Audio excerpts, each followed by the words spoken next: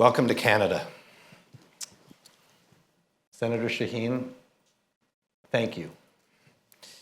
Thank you for being a steadfast friend to Canada. I think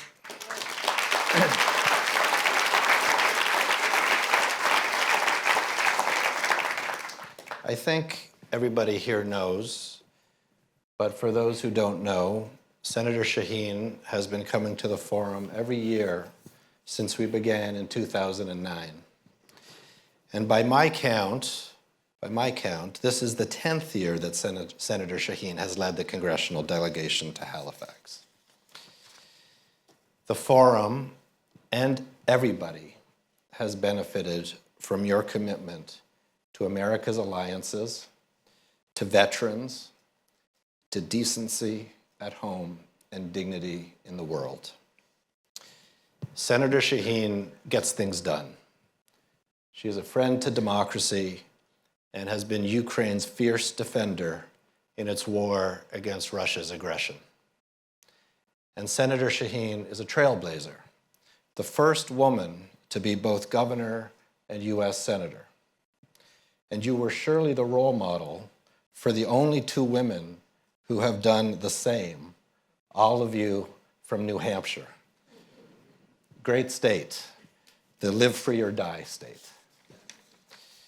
Earlier this year, Senator Shaheen announced that she won't seek re-election to the Senate next year in 2026. Although she will still be in office when the forum meets next year, immediately after the election, because of the rules of the Senate, this is Senator Shaheen's last at the forum as United States Senator. Senator Shaheen, I want to present a special something to you here.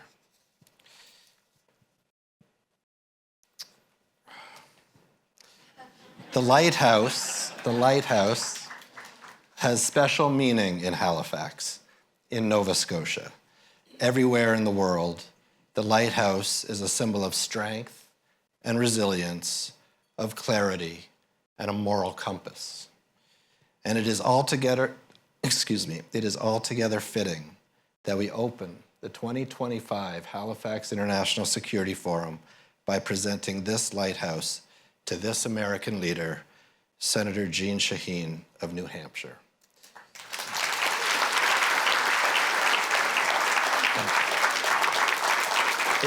It reads, Senator Jean Shaheen, democracy's champion, Canada's partner, American leader. Thank you, Halifax International Security Forum. Maybe I'll do that one more time. Senator Jean Shaheen, democracy's champion, Canada's partner, American leader. Thank you, Halifax International Security Forum 2025. Thank you.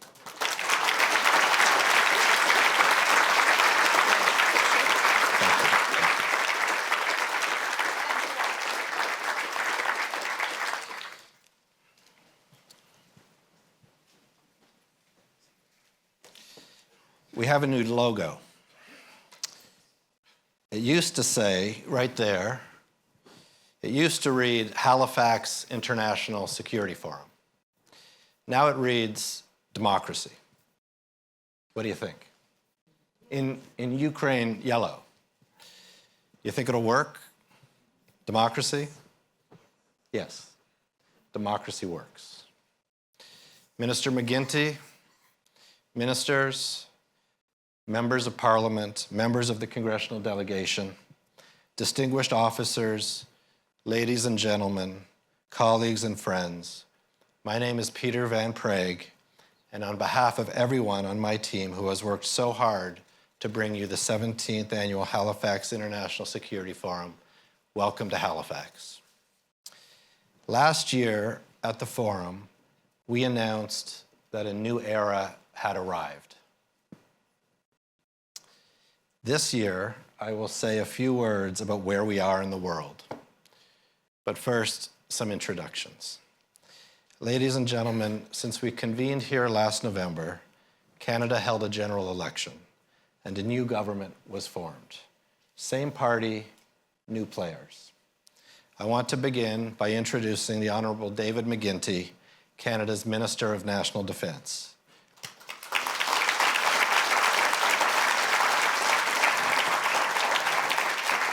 In his earlier life, BP, before politics, David worked with the International Development Law Organization in Rome, building the rule of law and strengthening democracy around the world. In politics, Minister McGuinty has been elected to Parliament from Ottawa South 8 times, beginning in 2004.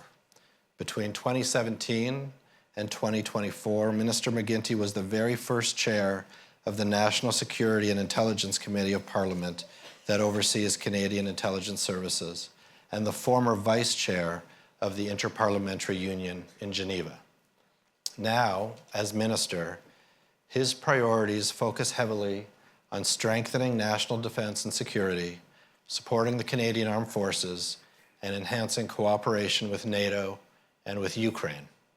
His task is to meet and exceed NATO's spending targets with 2% of GDP by March 2026. That's right, by March. And 5% by 2035.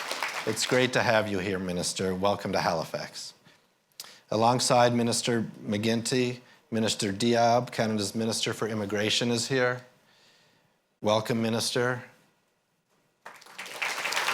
Minister Fraser, Canada's Minister of Justice and Minister for ACOA, is here. Welcome, Minister. Canada's Chief of Defence, General Jenny Carignan, is here. General, welcome back. Don't see her. Stephanie Beck, Deputy Minister of Defence, welcome back. And Scott Millar, affectionately known as ADM Paul, welcome back. Scott, thank you very much.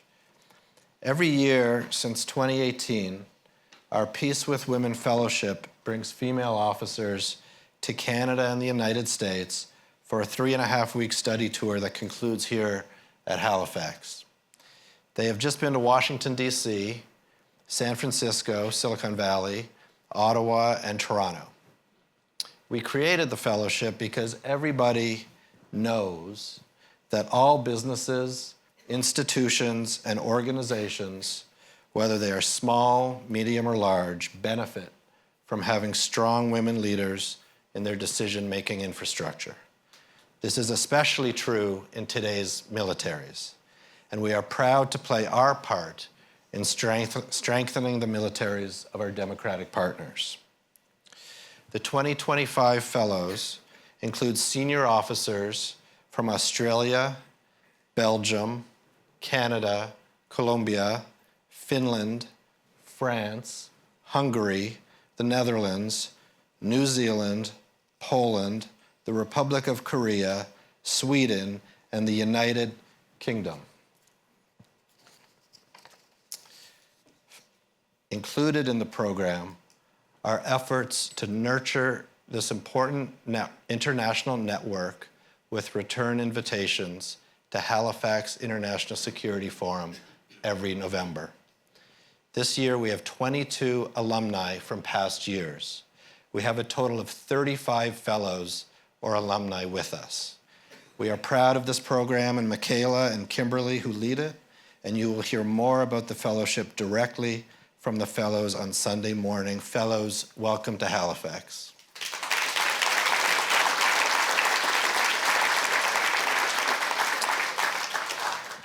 Two years ago, to mark our 15th anniversary, HFX launched 15 at 15, Youth Building Democracy, a global contest for 15-year-old students to make a 15-second video about one positive change they want to see in the world 15 years from now. The winners this year are Nicolo from Italy, Nicholas from Ecuador, Diana from Ukraine, Marilyn from Taiwan, Tim from New Zealand. Congratulations, thank you for making the trip, and we will watch all the winning videos Sunday morning.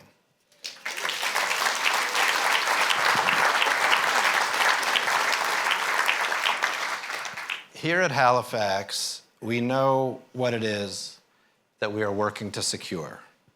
Halifax International Security Forum is the most important meeting of its kind anywhere in the world because we deliberately link democracy with security. It is our guiding principle. Without democracy, there is no real security. Every single year that he attended Halifax International Security Forum as Senator from Arizona, John McCain reminded us of this guiding principle. And we are honored that Senator McCain and his family have entrusted Halifax International Security Forum with the John McCain Prize for Leadership in Public Service. I am very proud to announce that this year, we will be awarding the 2025 John McCain Prize to John Elvis and American civilians working abroad to advance democracy.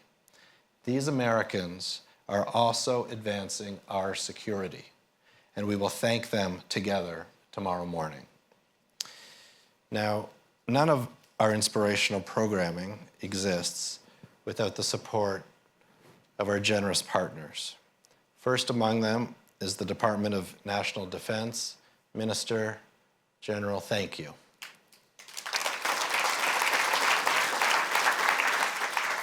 Thank you also to the Atlantic Canada Opportunities Agency, Minister Fraser, ACOA President Laura Lee Langley, and Chuck Maillet, thank you. Quite simply, we wouldn't be here without you.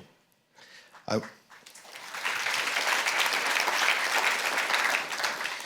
want to thank Club HFX, the pro-democracy business club that most generously supports our work.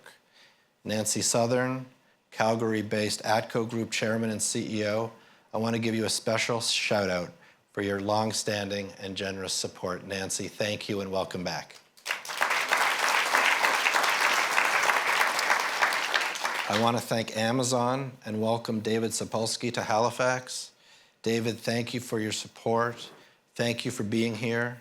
I am sorry about your Mariners, and I'm also sorry about our Jays.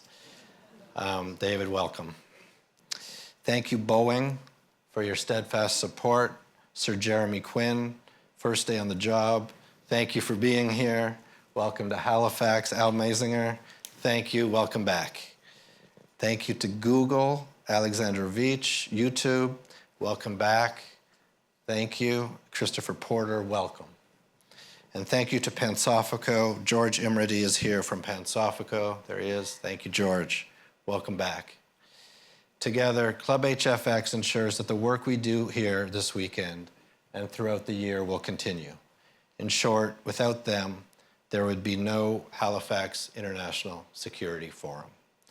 Nancy, David, Sir Jeremy, Alexandra, and George, and senior members of their teams will be identified this weekend by their gold lobster pin. When you see them, please take a moment to stop and say thank you to them for their very generous support. Like this, thank you for your very generous support.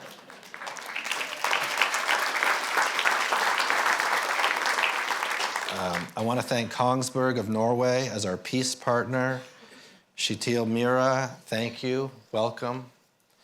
I want to also thank Blacklake, CADSI, the Canadian Association of Defense and Security Industries, CAE, MDA Space, SAAB, TKMS, and the With Honor Institute. We couldn't do this without you. And I want to thank Deloitte for your support of the Peace with Women Fellowship. From Nova Scotia, I want to thank Maritime Launch and Invest Nova Scotia. We will look forward to seeing Premier Houston at dinner tonight. Thank you also to NATO, the European Union. Thank you, Ipsos, for your generous cooperation. Thank you, Politico, CPAC, our media partners. A lot of people go into the making of Halifax International Security Forum. I want to take a moment to thank my core team, Katya, Mektis, Michaela and Kimberly, Ellen and Emily, Bilal and Zach, Jacob and Randy. Thank you.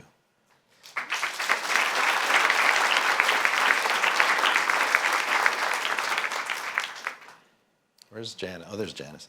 The chair of our board is the chair of our board of directors is Canadian icon Professor Janice Stein. Thank you, Janice. U.S. Ambassador Mark Lippert is our vice chair. Janice, Mark, thank you for your leadership.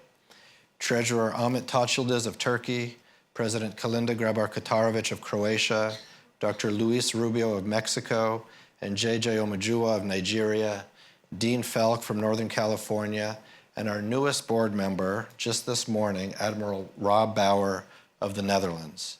Admiral Bauer has been a great friend of the Forum, in uniform as Holland's Chief of Defense and as chair of the NATO Military Committee, and we are so proud to have his confidence. Admiral Bauer called me from London early this morning, where because of flight delays, he missed the connection and wasn't able to be here. We'll miss him this weekend. But his experience today is a reminder of how much effort each of you make to travel to Halifax. And I am so grateful to everybody who is here in this room with us today. Thank you. We have the best board of directors. We have the best team. We have the best partners. We have the best participants. And we have the best volunteers. Young people, students from the community are here to help you throughout the weekend. They are wearing white lanyards. Please thank them when you have a chance. I want to give a special welcome to Justice Rosie Abella, and I'm so looking forward to hearing from her and your getting to know her and her amazing story this afternoon. Justice Abella, welcome.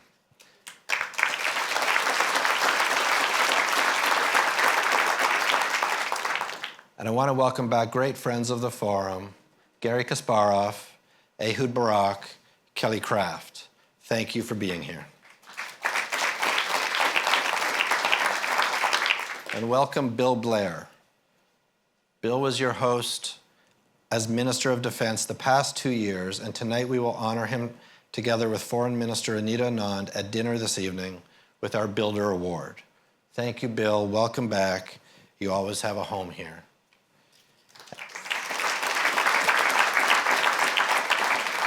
Last but not least, Senator Shaheen's friends.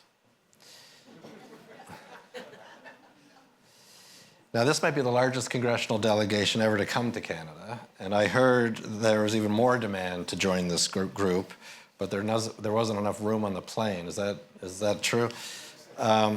Senator Kramer, Senator Hoeven, Senator King, Senator Tillis, welcome to Halifax. Senator Coons, Senator Rounds, Senator Welch, welcome back. You guys have important jobs, and we are so looking forward to hearing from each of you. Senator Shaheen, thank you for bringing everybody to Halifax. Every year,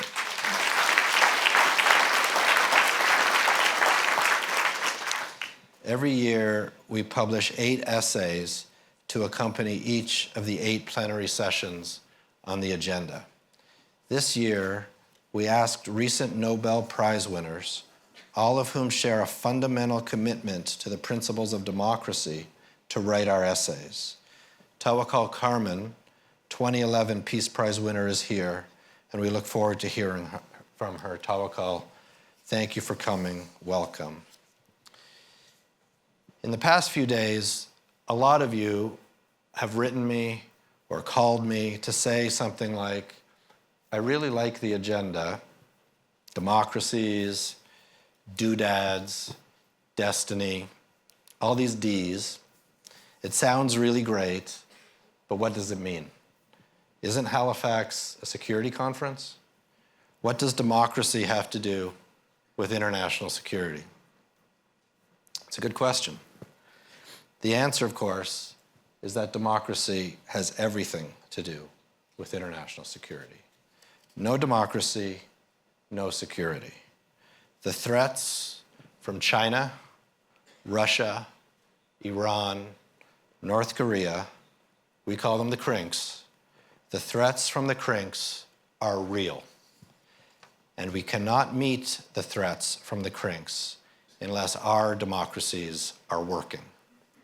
And to be even more specific, unless American democracy is working. In short, Russia is a threat. China is a threat.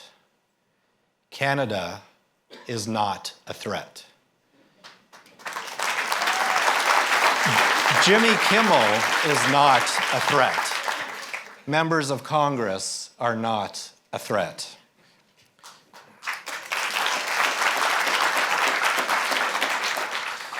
"249 years ago, American patriots inspired freedom and democracy around the world when they signed the Declaration of Independence. Filmmaker Ken Burns calls it the most significant event in human history since the birth of Jesus. America was the beacon for democracy. 80 years ago, the United States led its allies, including Canada, of course, to victory in World War II. The Allies defeated fascism, and America was the arsenal for democracy. 9 years ago, in November 2016, Senator John McCain sat right here, and told us not to worry about the arrival of a new type of American leadership because, he said, the systems and institutions in the United States were in place to protect the rule of law, especially during conflict. America was the resolve of democracy. Now, democracy is not talked about by the United States government. It is not a priority. It is not on the agenda. Democracy, however, is not only on the agenda here at Halifax, the agenda is democracy. Through the Halifax agenda and through your conversations this weekend, we will put democracy back on the agenda for political leaders everywhere. Because, quite simply, without getting democracy right, there can't be any real security. If you read the 24 words of this year's Halifax agenda closely, you will find, in chronological order, the secrets of a democratic society's success. Democracies don't despair. Democracies defend differences. Democracies discover dreamers, design doodads, defeat dictators. Democracies demand decency. Democracies decide destiny. Today, Ukraine's example already holds enough evidence for the 21st century that democracies decide destiny. Ukraine proves that strength and resolve come when the people and their leaders fight for democracy. Today's Ukraine is now the beacon of hope for every person in the world who treasures freedom.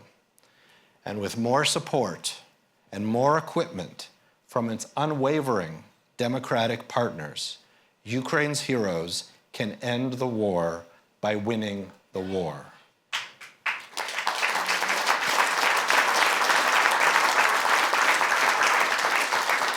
Surrendering to Russia is not a plan for peace.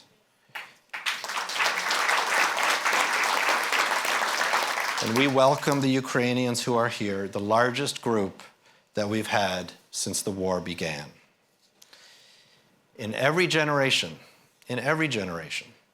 tyrants arrive to tell the world that they have discovered a better alternative to freedom and democracy. This is never the truth. The truth is that democracy is strong and that democracy works. So let us stay focused on delivering good government to our people and building strong partnerships to secure our democracies from those who would do us harm. Democracies decide destiny. Welcome to Halifax.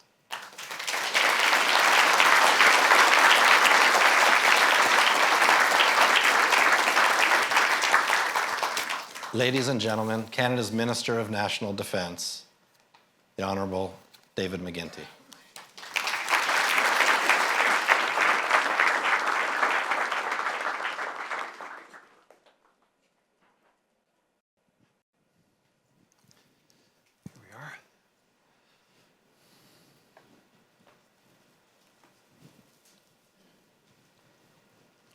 catch my breath.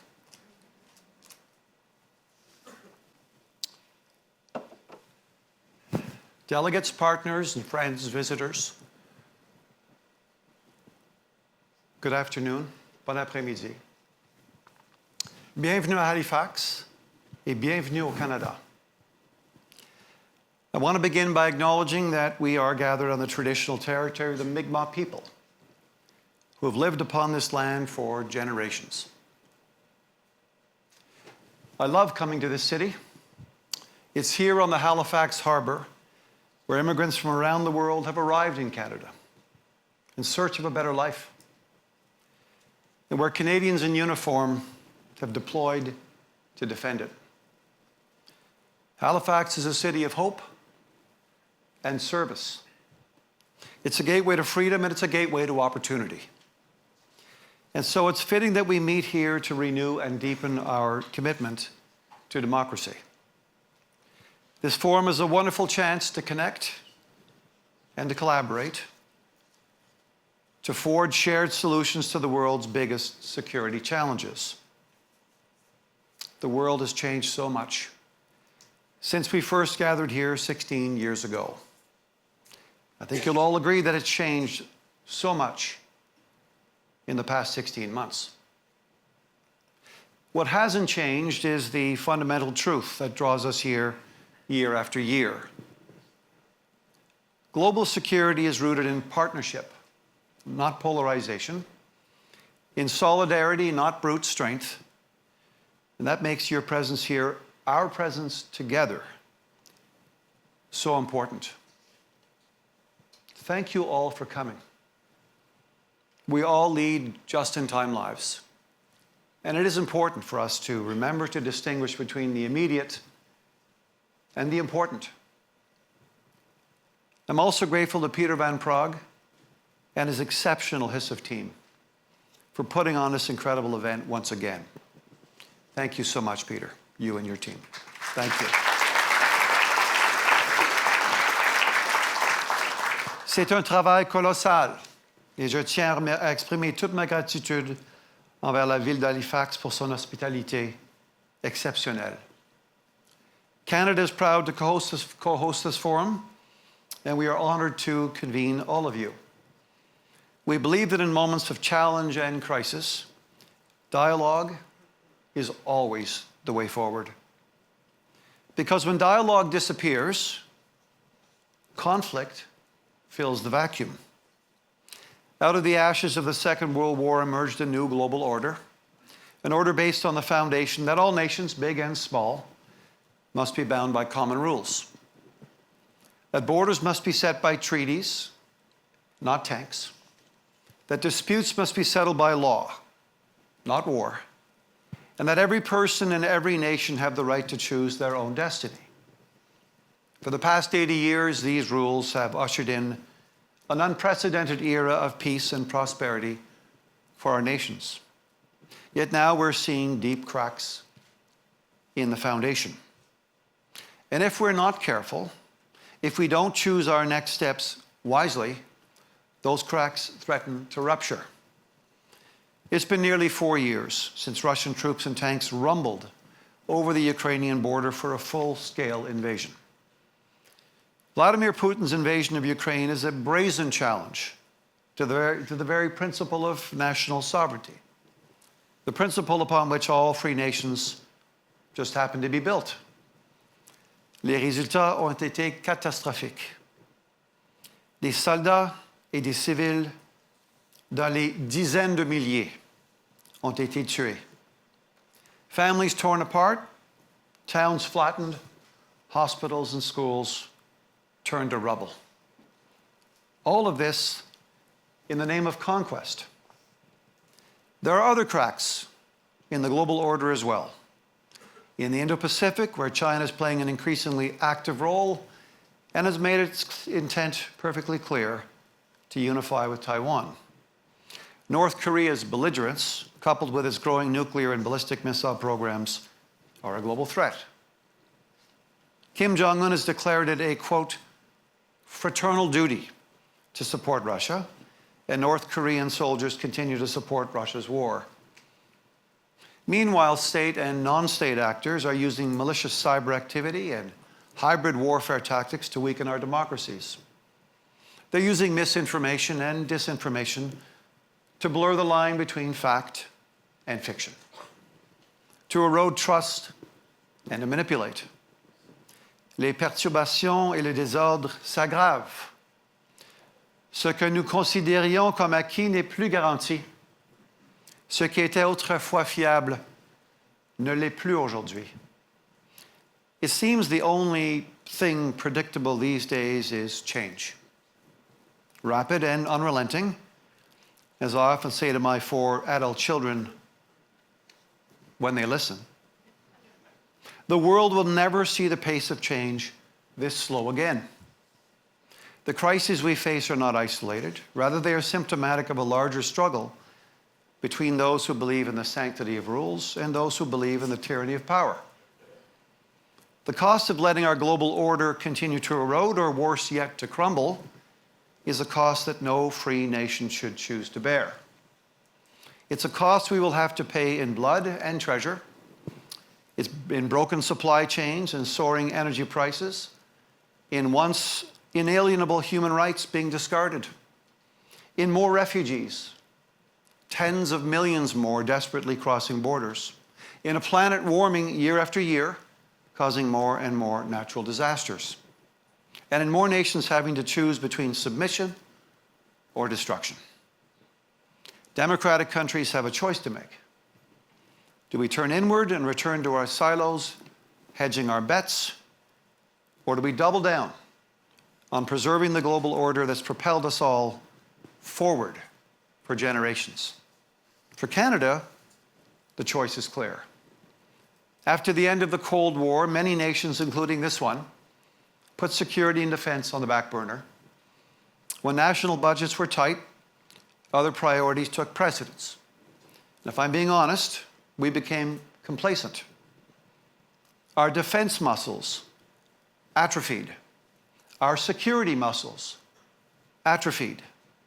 Call it the peace dividend or the end of history, we now know this era was short-lived.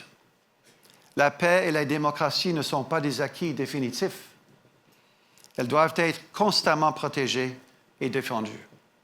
We know from history that the wolf is always at the door. Keeping it at bay takes commitment and it takes collaboration. It takes each and every one of our nations working together. It's simply no longer the case that one or a few nations will or should have to shoulder this burden. Every one of our democracies has a vital role to play. And that doesn't mean we all play the same role either. Take the NATO multinational brigade in Latvia, for example. 14 nations from across the alliance make up the brigade, all in support of NATO's deterrence and defense measures in Central and Eastern Europe. Each nation contributes their unique strengths, capabilities, and traditions. Canada leads the brigade as the framework nation, and we are honored to do so. We bring command and control structure as well as key combat elements. Other nations bring other vital assets, from mechanized infantry and air defense systems to engineering and logistics expertise. Together, that's right, yes, together, we demonstrate NATO's collective will and capabilities. And that's the point. It's not about identical contributions, but shared commitment to a common cause. As democracies, if we really believe in the underlying principles of our global order, freedom, fairness, and the rule of law, if we believe that prosperity and opportunity are worth fighting for, then we've all got to step up.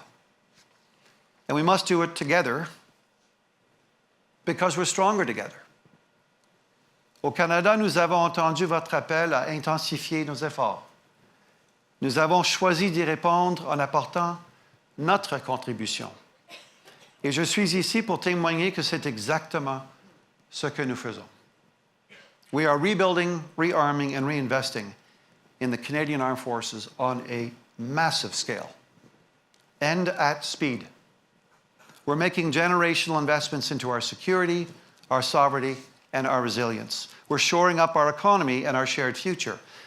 Just a few weeks ago, Canada announced an additional $81.8 billion over the next 5 years to strengthen the Canadian Armed Forces. That includes an additional $4 billion in military assistance for Ukraine through to 2029, a concrete demonstration that we cannot be waited out. This is the largest defense investment we've made in decades. Not only will it enable Canada's defense spending to reach 2% of GDP this year, and we will meet it, Peter, it also lays the foundation to reach our 5% commitment by 2035. We are building on significant investments we've already made into security and defense, including into the incredible women and men of the Canadian Armed Forces. They are at the heart of everything we do. And so we're improving their health care and their housing, their child care and their kit. And we're giving them the largest pay raise in a generation. We're also acquiring the modern advanced capabilities our military members need. From river-class destroyers and submarines to fighter jets and multi-mission aircraft. From armored combat support vehicles to Arctic and offshore patrol vessels. We're strengthening our abilities in non-traditional domains as well, from space to cyber. And we're changing the way we work with Canada's world-class defense industry. The fact is, a modern military is only as strong as the industrial base that underpins it. We need capabilities that outmatch what our adversaries bring to the battlefield. That's Deterrence 101. Our allies around the world, including in this room, understand that and are working hard to expand their own defense industries. Le Canada a beaucoup de chance. Notre industrie de la défense est innovante, hautement qualifiée et compétitive à l'échelle mondiale. Il suffit de regarder cette ville. Halifax alone is home to more than 300 science and technology startups, as well as several universities and research centers. It's the North American home of Diana, NATO's Innovation Accelerator, and it's home to COVE, a wonderful Canadian innovation hub, and Diana Accelerator site that's focused on marine and dual-use technology. So whether it's advanced manufacturing, cyber resilience, or emerging technology, innovation and know-how are already thriving right here in Canada. We need to harness it, and we need to better deploy it. That's why we're launching our first ever defense industrial strategy. The strategy will inform how we partner with Canadian companies to expand that homegrown innovation, industry, and talent. It'll make sure our military has the capabilities it needs to defend our country and protect our sovereignty when they need them. And that more of those capabilities are developed, built, and sustained right here in Canada. Cela permettra de soutenir nos forces armées, de développer notre économie, de créer des emplois et de stimuler l'innovation. Et cela fera également de nous de meilleurs partenaires. We will be better partners. As we fuel our homegrown innovation and expertise, we also create more opportunities to expand and diversify those global partnerships, to strengthen the security of our allies and partners, as well as our own, and to supply more of what the world needs. Deterrence is an essential element of protecting our global order, but let's be blunt. There are forces that want to tear down what we built up, and we must work together to stop them. But there's another element. It's called dialogue. Dialogue is not weakness, it's strength exercised through patience, principle, discipline, and respect. Authoritarian regimes seek to sow division and create discord. They seek to fracture our alliances and fuel polarization, to replace order with disorder. Dialogue makes us stronger than those who peddle and trade in fear.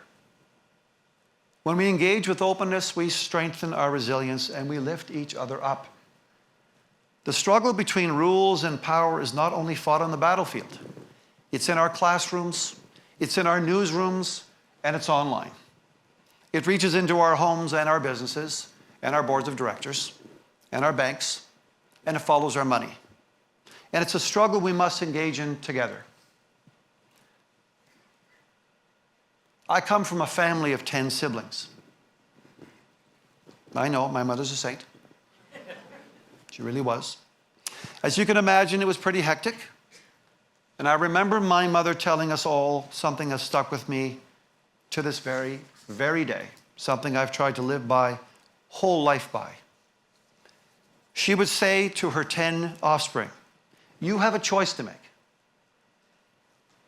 If you pull apart, you'll feel like you're 5. But if you pull together, you'll feel like you're 20. Because she knew, as we all do, that we're stronger together. The challenges facing democracies are immense. They know no borders and they will not relent. No one country has all the answers. As John Donne wrote, no man is an island, entire of itself. Every man is a piece of the continent, a part of the main. This creates a magnitude of opportunity and of national service, from governments to business leaders and to everyone all gathered here today in Halifax. We can defend the global order. We know it's worth fighting for. That's what this forum is all about. C'est pour ça qu'on est tous là aujourd'hui et demain. To ensure another decade of close cooperation and success. Now let's get to work. Thank you very much. Merci beaucoup. Thank you.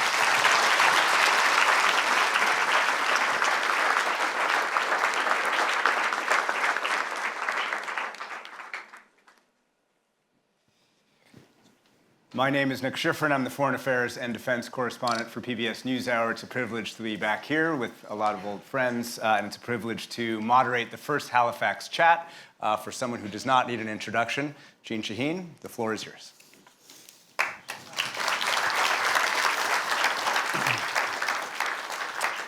Well, good afternoon, everyone. Let me begin by thanking Peter and everyone at the forum and all of you for the lovely lighthouse. We have lighthouses in New Hampshire, too. We also have the shortest coastline of any state in the U.S., so I especially appreciate that. It's really wonderful to be here with all of you again.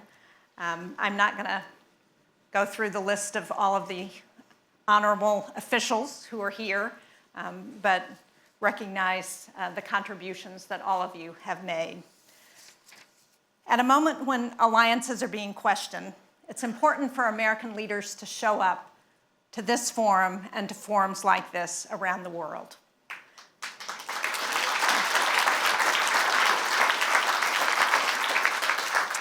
I'm proud to be leading a large bipartisan delegation of senators again. I won't introduce them again since Peter was kind enough to do that, but I will say that we are all here because we believe in the democratic values that Peter and Minister McGuinty talked about, and also because we believe in the importance of the U.S.-Canadian relationship.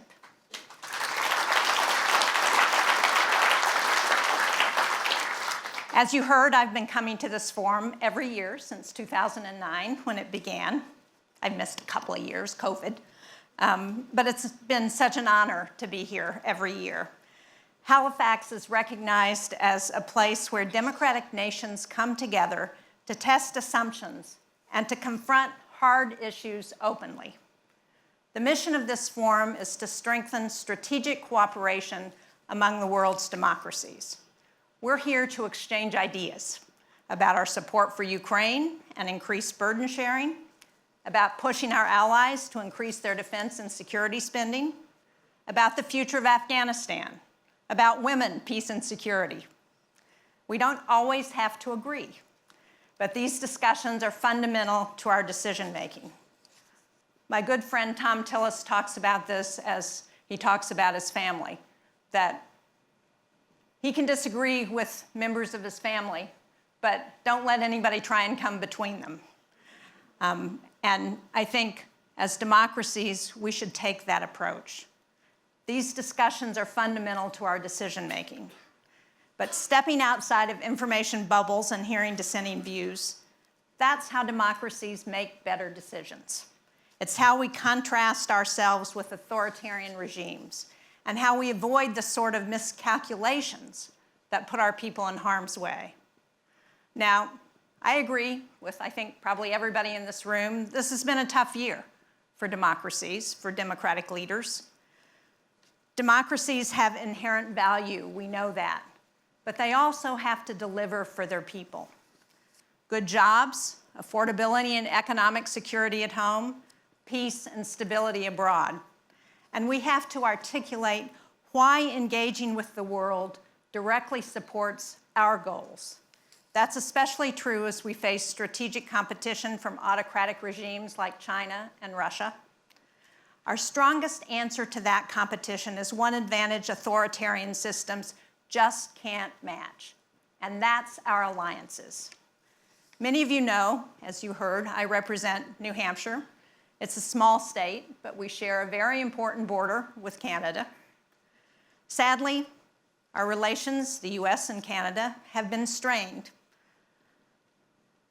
We've seen a wedge created between the United States and Canada, where we share deep cultural, political, economic, and social bonds. In New Hampshire, about a third of our residents came from Canada. But I know from my meetings with foreign leaders and diplomats, our allies are nervous.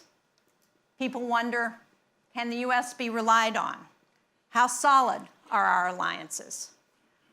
I appreciate those concerns as being valid, because when support for Ukraine wavers, when tariffs hit some of our closest partners, when diplomacy and predictability take a backseat to short-term deals, it's hard for any of us to pretend that we aren't concerned. But we should remember one really important point. Alliances are about more than any one leader. Alliances are relationships that have stood the test of time. We saw that in the video with Gander, with the cooperation on World War II and Korea. Alliances, as I said, have stood the test of time. And most of the people here at this conference have spent years traveling to meetings, building relationships, making friendships. These connections are the foundations of our alliances, and they matter in tangible ways. And for a small state like mine, in New Hampshire, the alliances aren't abstract. They protect our shipyard and aerospace workers, our manufacturers, our guard units who deploy alongside our allies. We have made better decisions because we've had these kinds of conversations here in Halifax.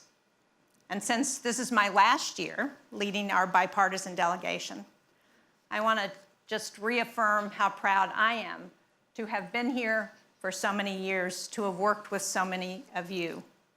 And while US politics is right now more volatile than many of us would like, our alliances have outlasted our politics in the past, and they will again in the future. Thank you all very much.